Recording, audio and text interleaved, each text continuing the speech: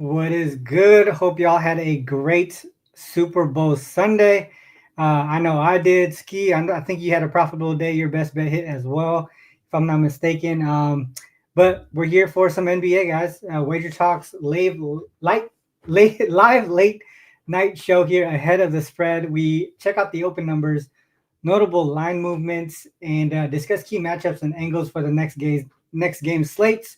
Um, Ski, man, I know Sunday, Super Bowl Sunday was big for us, but the slate tomorrow not that great. I know we kind of went through it a little bit, so we'll go through a couple games that we highlighted, and if you're here in the chat and on YouTube or wherever you are, drop some games in the chat, and we'll kind of go through whatever you guys want to look at. But we probably won't go through the whole slate today, maybe 4 or 5 games, just because not a we kind of went through it in the beginning, didn't really like what we saw, so we don't want to give you information that's not going to be that helpful. So, first 2 games up.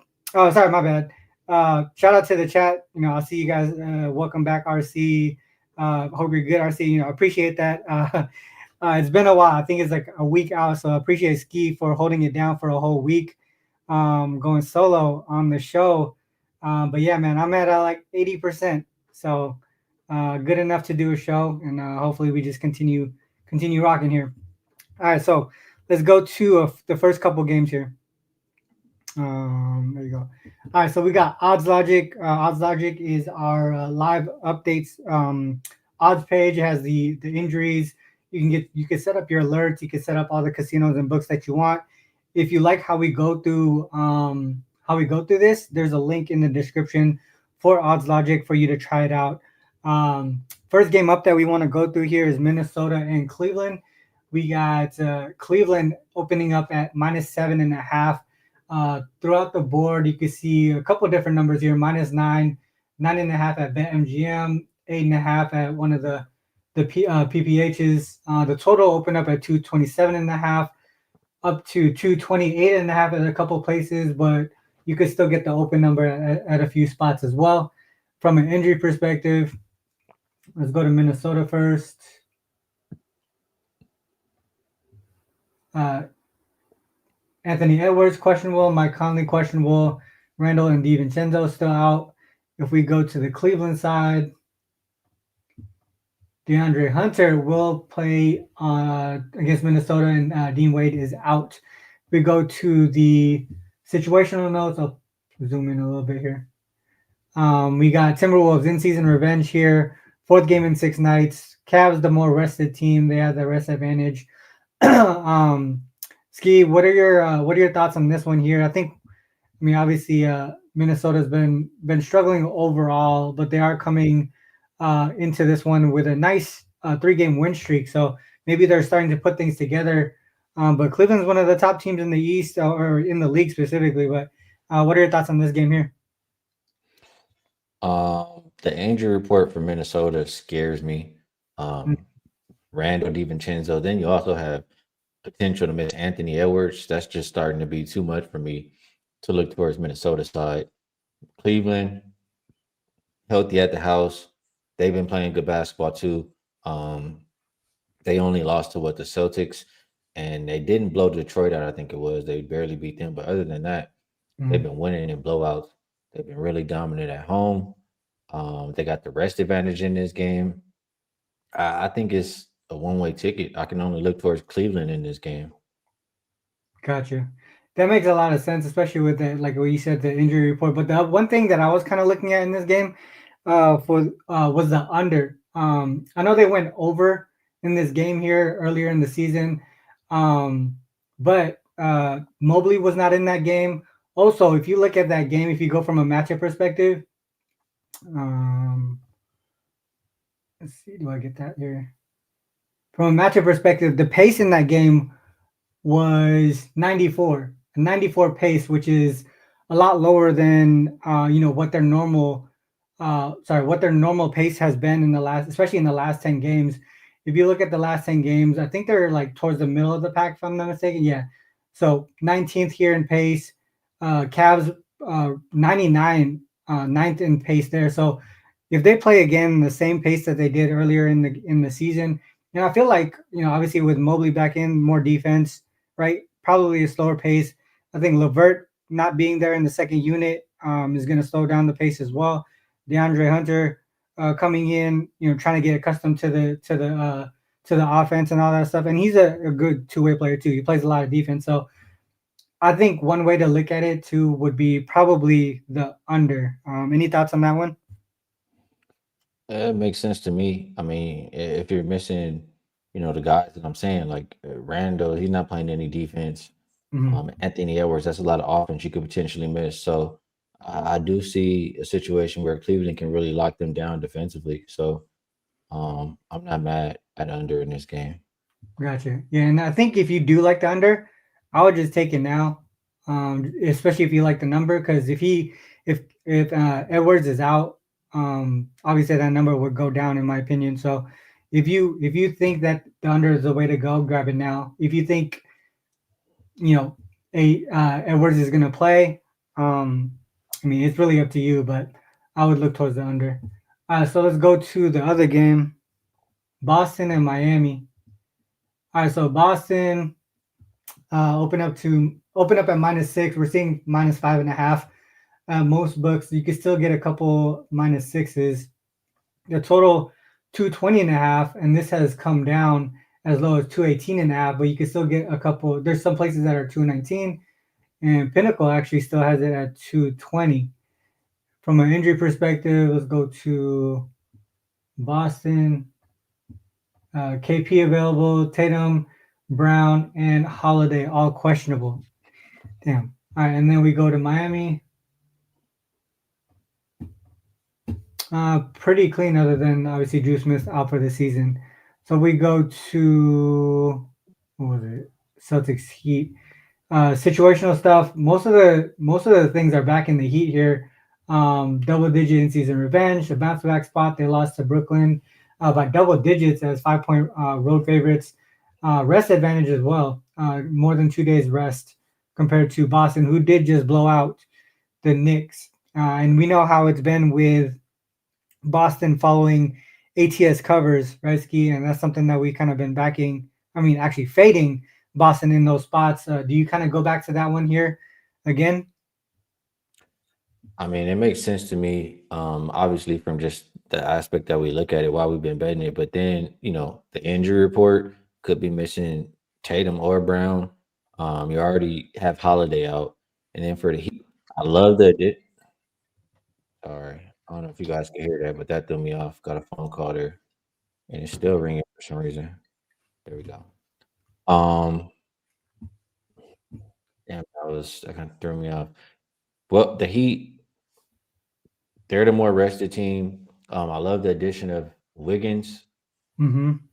Um, and I just think that you have a Celtics team like you said, they're off of a big blowout win, and you have the Heat who are off of a little bit of an embarrassing loss versus the Nets. There, they got blown out. So I think you'll get a really good effort from the Heat here. I think Boston will more than likely sleepwalk through this game, and Mm-hmm. plus the points, he can potentially even get a win in this game. That's how I feel right now. No, I like that. I think the Heat is the right side. So a couple of things that I just looked at here on Killer Sports. First one is Celtics off an ATS cover. 11 and 10 straight up, but just 3 and 18 ATS. So they've been a solid fade spot. I mean, I'm pretty sure, Ski, since we started doing the show, I think we kind of backed this spot every single time it came up, if I'm not mistaken. And then the other part was if they won by at least 20 points, so like a blowout win, like you just mentioned. When that happens, 8 and 5 straight up, but just 2 and 11 ATS.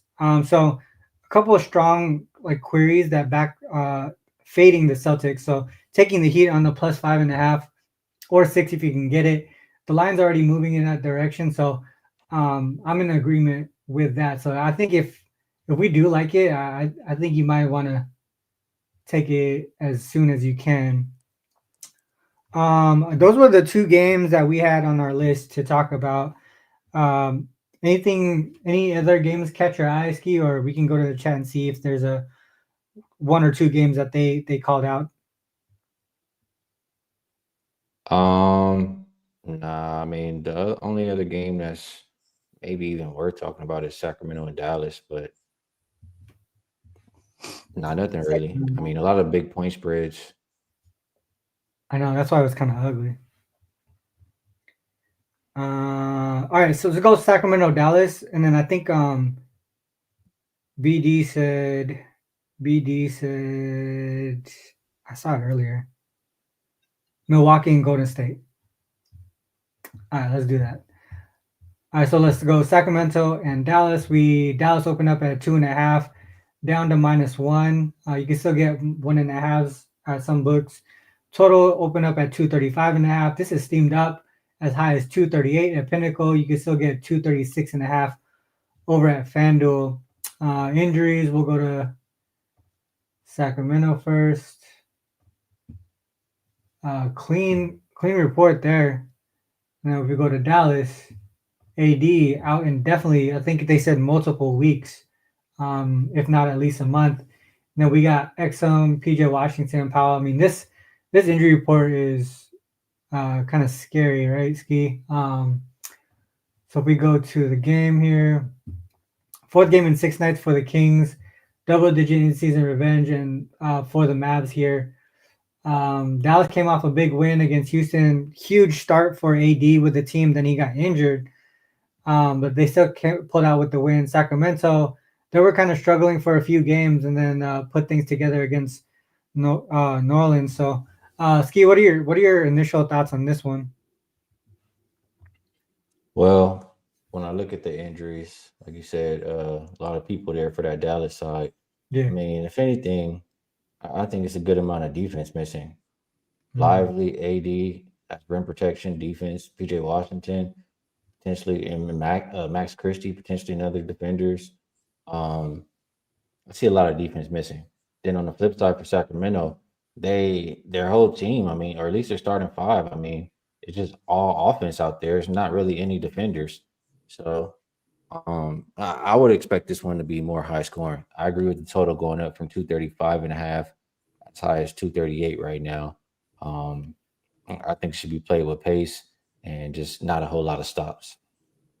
I like it. I think so. If you're looking at last 10 games for both teams here, both teams defensively, 25th in defensive rating for the Kings, 28th for the Mavs. You can see Kings continue to play that high pace, eighth in pace in the league. So if they, especially if they can control the pace of this game, it should go over. Um, Last 10 games, Kings 7-3 to the over, as road dogs 4-0 to the over, Mavs 8-2 to the over in the last 10 games. So a lot of things really kind of pointing in that direction. I agree with that over as well. All right, so what was the one that he said? BD Golden State and Milwaukee. All right, so Golden State and Milwaukee. We have the Warriors open up at -6. Still -6s across the board. Some 6.5s. The total 232.5 at open, down to 231.5 at some books. Can still get a 232 at Pinnacle, DraftKings, and Caesars. Injury perspective, we'll go Golden State.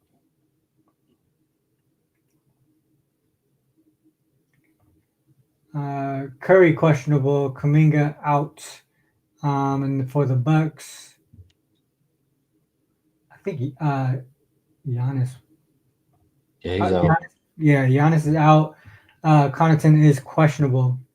Um, this one's tough. I mean, I think not having Giannis out there does a few things from the total perspective. But I'll let you go on this one first. See, I'll bring it up on Killer Sports as you talk.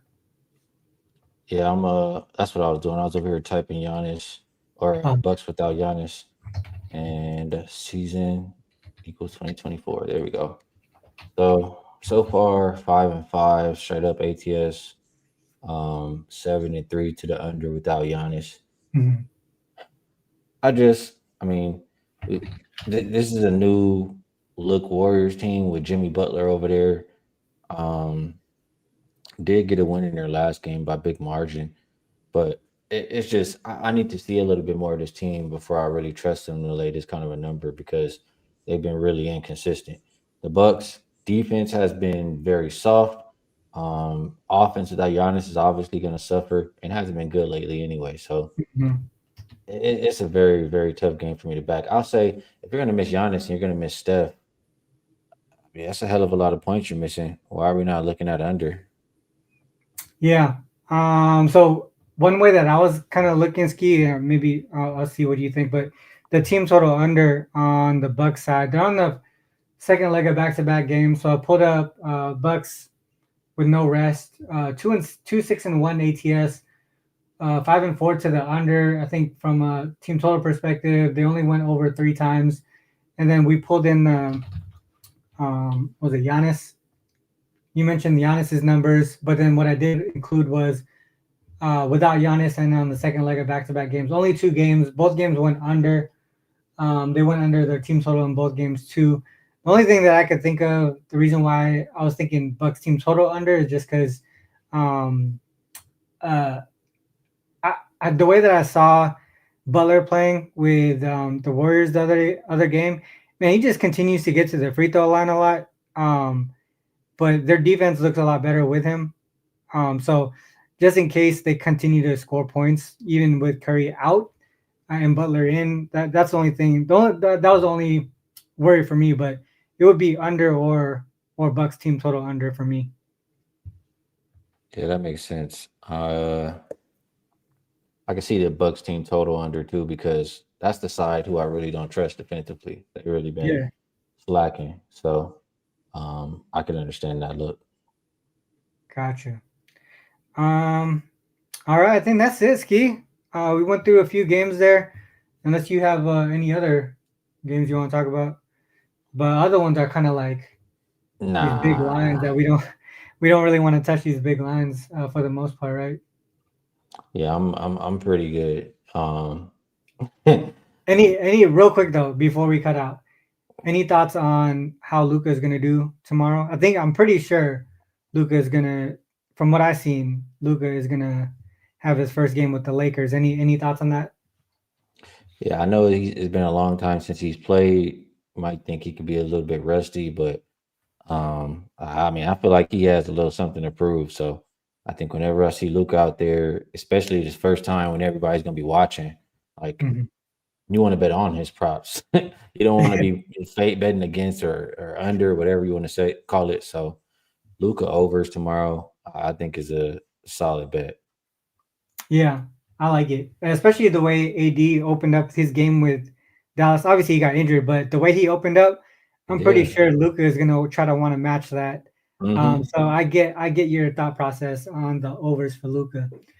All right, man. With that said, man, hey, do you? I know we only went through a few games, but do you want to leave any leans for the folks? I don't think either me or you had placed any bets yet.